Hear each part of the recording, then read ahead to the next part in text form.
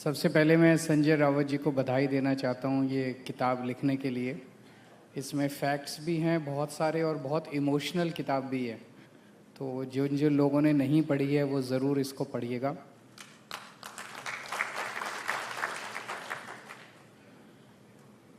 मैं बहुत ज़्यादा अनुभवी तो नहीं हूँ, स्टेज के ऊपर बहुत महानुभाव लोग बैठे हैं जो कि राजनीति में बहुत ज़्यादा अनुभव रखते हैं, लेकिन मेरा दिल कहता है और मेरी थोड़ी बहुत पॉलिटिकल समझ कहती है कि शायद मोदी जी 2026 पूरा नहीं करेंगे प्रधानमंत्री के तौर पर। मोदी जी और अमित शाह जी जाने वाले हैं, उनका साम्राज्य खत्म होने वाला है। जनता के अंदर वो इतने अनपॉपुलर हो चुके हैं, इन्होंने हजारों लाखों ट्रोल बिठा रखे हैं, उसके बावजूद वो सोशल मीडिया का नैरेटिव कंट्रोल नहीं कर पा रहे। मोदी जी एक पोस्ट डालते हैं, आप उसके नीचे कमेंट्स पढ़ लो। एक समय ऐसा होता था कि इनकी पूरी मशीनरी मिलके एक भी नेगेटिव कमेंट अगर आता था तो उसको ये लोग डिलीट या म्यूट या कुछ मेरे को तो ज़्यादा नहीं पता, वो कुछ कर देते थे। अब तो पूरा का पूरा मोदी जी एक ट्वीट करते हैं, नीचे सारी गालियां ही मिलती हैं उनको और कुछ नहीं होता उसके अलावा। एक समय था जब मोदी जी के खिलाफ कोई मीम बना देता था तो उसको जेल हो जाती थी। अब इतने मीम बन रहे हैं, इतने किस किस को जेल में डालेंगे मोदी जी।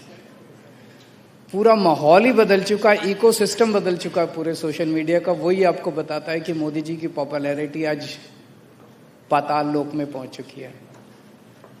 इस पूरे सिस्टम की पॉपुलैरिटी, इसकी पूरी क्रेडिबिलिटी इनकी खत्म हो चुकी है। एक प्रश्न ये उठता है, फिर चुनाव कैसे जीत रहे हैं? चुनाव बेईमानी से जीत रहे हैं।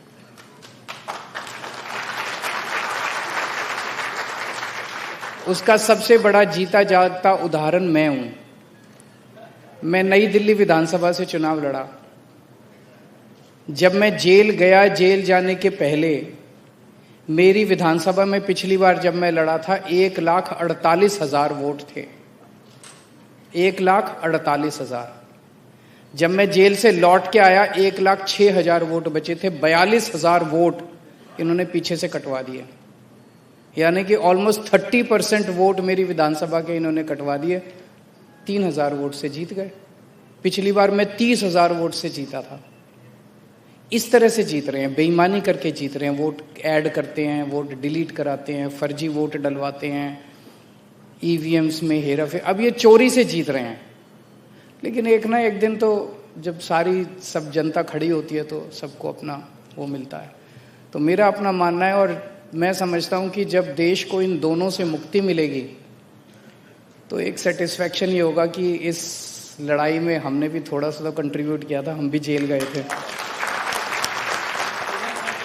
हैं फ्रीडम फाइटर। हम भी इस पूरी लड़ाई के फ्रीडम फाइटर। मुझे दुख इस बात का होता है कि इस देश की जनता ने जितना बड़ा मैंडेट इनको दिया 3 बार, ये चाहते तो इतना कुछ कर जाते देश के लिए। इतना मतलब देश याद करता है इनको। देश कोई 12 साल हो गए इनको, 12 साल कम नहीं होते किसी भी देश के इतिहास में, बहुत होते हैं। इतने बड़े बड़े काम करके जा सकते थे कि सुनहरी अक्षरों में। अब इनका पूरा ये कालखंड जो है ये काले अक्षरों में लिखा जाएगा हमारे इतिहास के अंदर। सबसे गंदा मतलब कौन सा ऐसा कुकर्म है जो इन्होंने नहीं किया इन 12 साल के अंदर? सारे कुकर्म किए हैं इन लोगों ने। एक बात और कहना चाहूंगा कि अब इन्होंने सारा सिस्टम ऐसा कर दिया कि ईमानदार कौन है और बेईमान कौन है इसकी परिभाषा बड़ी साफ साफ हो गई है। जो ईडी के डर से बीजेपी में जाए वो बेईमान है और जो ईडी के डर से जेल में जाए वो ईमानदार है।